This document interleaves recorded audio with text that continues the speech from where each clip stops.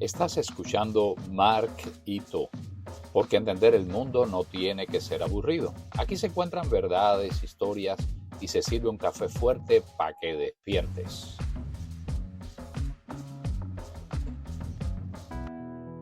Te voy a pedir algo raro. Antes de escuchar este episodio completo, imagina por un instante el mapa de Miami, el que todos conocemos. Downtown, Brickell, Hialeah, Kendall, la 8, la 95, ese enredo de palmas, concreto y calor que tantos llaman casa. Ahora, bórralo todo.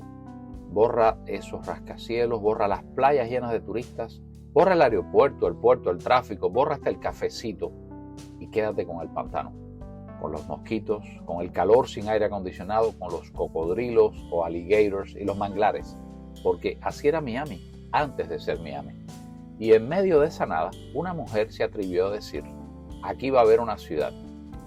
¿Y sabe qué es lo más loco de todo? Que lo logró. Y hoy, más de un siglo después, millones de personas viven aquí, se toman selfies aquí, montan negocios aquí, y casi nadie sabe su nombre. Julia Tuttle. Esta es la mujer que fundó esta ciudad y a la que Miami prefirió olvidar. Porque sí, Miami fue fundada por una mujer blanca, del norte, viuda, empresaria, pero sobre todo con carácter. Y a eso a mucha gente en su época le pareció demasiado. Demasiado independiente, demasiado inteligente, demasiado capaz. ¿Te suena? Y como suele pasar cuando una mujer hace algo importante, lo primero que hacen es decir, bueno, fue una coincidencia. Ella sola estaba aquí. Oye, ¿y quién era el esposo? Pues la buena noticia o la mala para ti es que el esposo estaba muerto. Y Julia sí estaba viva, bien viva, pero tenía una visión que cambiaría el sur de la Florida para siempre.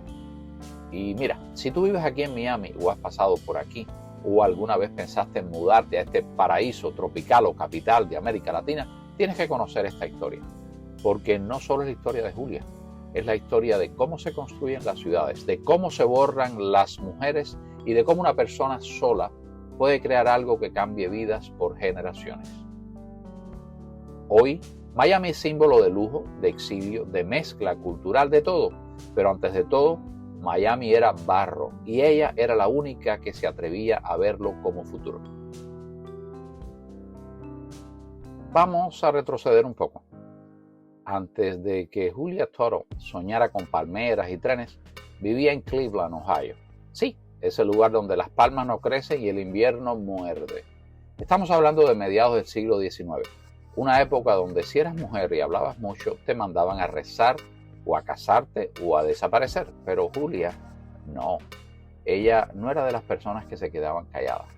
Su papá tenía tierras en Florida y desde joven Julia bajaba de visita. Miraba esos paisajes salvajes, esos pantanos calientes y sentía algo, como una intuición que no cabía en los salones de té del norte. ¿Te ha pasado alguna vez eso de ver algo que nadie más ve? Y pensar, aquí hay algo, aquí hay una oportunidad, aunque todos te digan, tú estás loco. Bueno, así vivía Julia. Con el tiempo se casó y como era costumbre, el apellido del marido tapó al suyo, pero la ambición no. Enviudó muy joven, con hijos y sin tiempo para el drama. Y ahí viene la parte que a mí más me gusta. En vez de buscar otro marido, buscó un mapa. Lo vendió todo y se fue al sur, sola, con niños, a una tierra llena de mosquitos, humedad y oportunidades. Ahora, dime tú, ¿cuántos hombres hoy se atreverían a hacer eso? ¿Mudarse a un pantano sin infraestructura, sin garantía, sin Starbucks? Julia sí, y no solo eso. Compró más de 600 acres de tierra en lo que hoy es el downtown de Miami. Sí, ahí mismo, donde hay edificios de 80 pisos y apartamentos que cuestan lo que una isla entera en Grecia. Allí ella sembró naranjas y sembró una idea. Pero claro, nadie lo recuerda así, porque la historia oficial dice que Miami fue desarrollado, pero no dice por quién. Dicen que el tren llegó, pero no dice por qué. Y ahí entra el momento decisivo, el capítulo que cambió el destino de esta tierra. ¿Quieres saber cómo Julia convenció a uno de los hombres más ricos de traer su tren a un pantano? No fue con discursos ni con dinero. Fue con flores y con una carta, una sola carta que reescribió la historia del sur de la Florida. Y esa historia te la cuento ahora. 1894. La Florida en ese invierno está literalmente congelada. Una helada histórica arrasa con todos los cultivos del norte del estado. Los naranjales, que era el negocio de oro de la época, se convirtieron o transformaron en ramas tristes cubiertas de escarcha. Pero ¿sabes qué pasó en la zona sur, cerca de lo que actualmente es Miami, en la tierra donde Julia tenía sus propiedades? Pues nada, sus naranjos seguían vivos, verdes, fructíferos y sanos.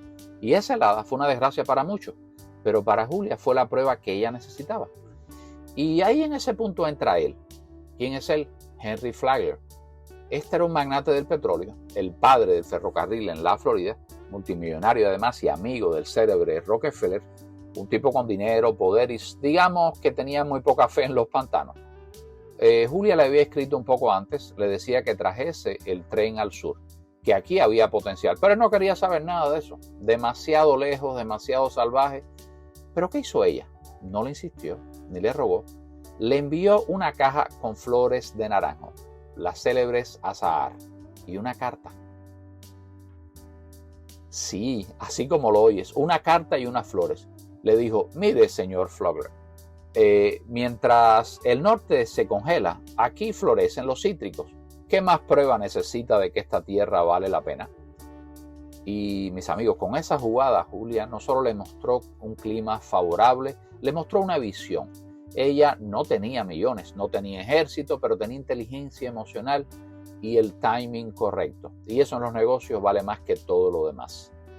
Imagínate hoy en día mandarle flores a un billonario para que invierta en tu idea. Elon, papi, aquí te mando un mango de Hialeah. Fíjate qué sabroso está. ¿Quieres poner dinero aquí? No funcionaría, ¿no? Pero en ese entonces sí. Flagler cambió de opinión y decidió extender el tren hacia el sur. Y fue así, con esa carta y esas flores, que Julia Tuttle hizo lo que nadie había logrado, poner a Miami en el mapa. Literalmente. En 1896 el tren llegó, o sea, solo 2 años después de haber enviado aquella carta, y con él nació oficialmente la ciudad. Pero aquí viene la parte dura.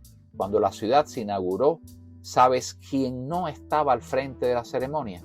¿Quién no salió en los periódicos? Exacto, ella. 1896. Llega el tren. El sueño de Julia se hace realidad y Miami fue declarada oficialmente. Se firmaron papeles, se tomaron fotos, se hicieron discursos. Hombres de traje y sombreros se reunieron a cortar la cinta. Brindaron, posaron, escribieron historias. ¿Y Julia? Julia estaba en su casa.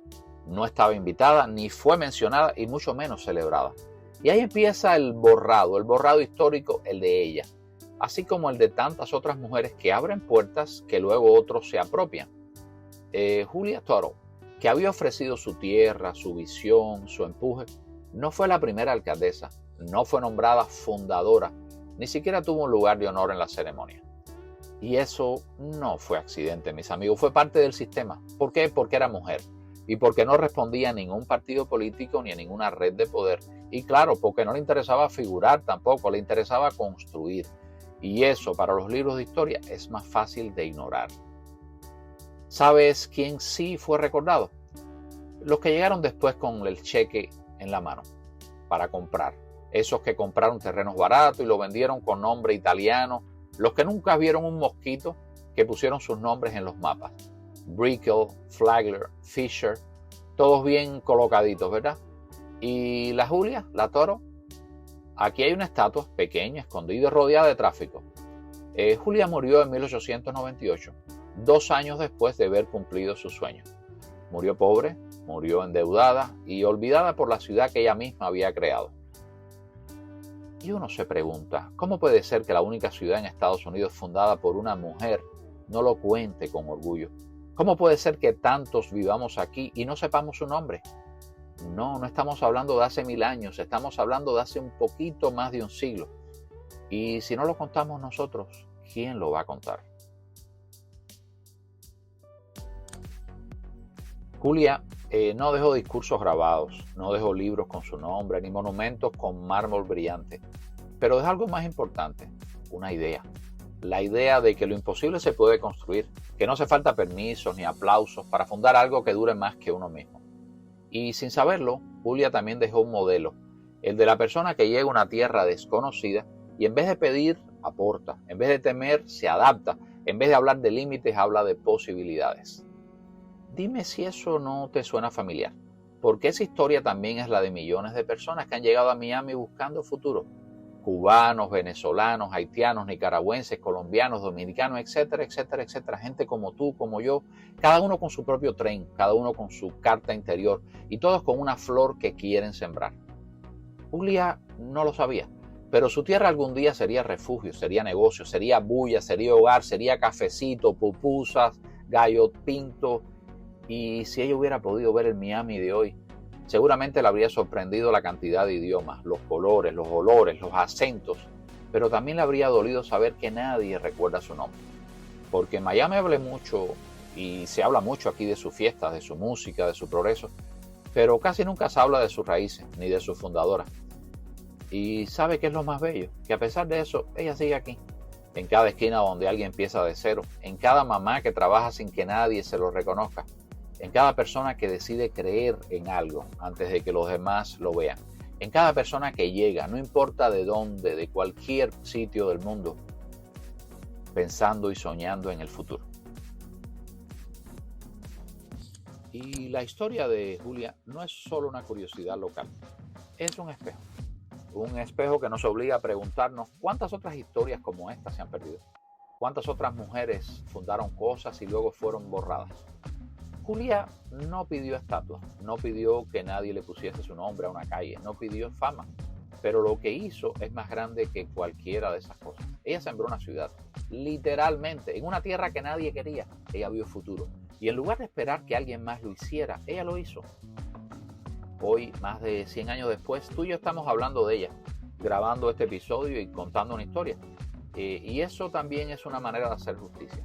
También es resistencia de la buena, Lo que no grita, pero olvida. Miami no fue fundada por políticos, ni por promotores inmobiliarios, ni por influencers. Fue fundada por una mujer viuda, valiente, que no tuvo miedo a embarrarse los zapatos. Y aunque la ciudad haya preferido recordarla en letra pequeña, tú y yo hoy la decimos y mencionamos su nombre en voz alta.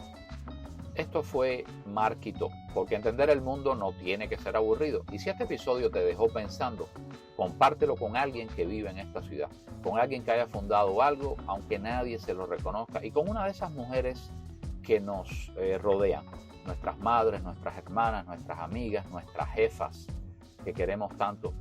Julia no está sola, Miami tiene madre y su nombre es Julia Tuttle. Esto fue Marquito. No gritamos más fuerte, le damos sentido a las historias. Si este episodio te hizo pensar, reír o cuestionarte algo, compártelo, síguenos y súmate a la conversación. Estamos en Spotify, YouTube y donde se hable claro.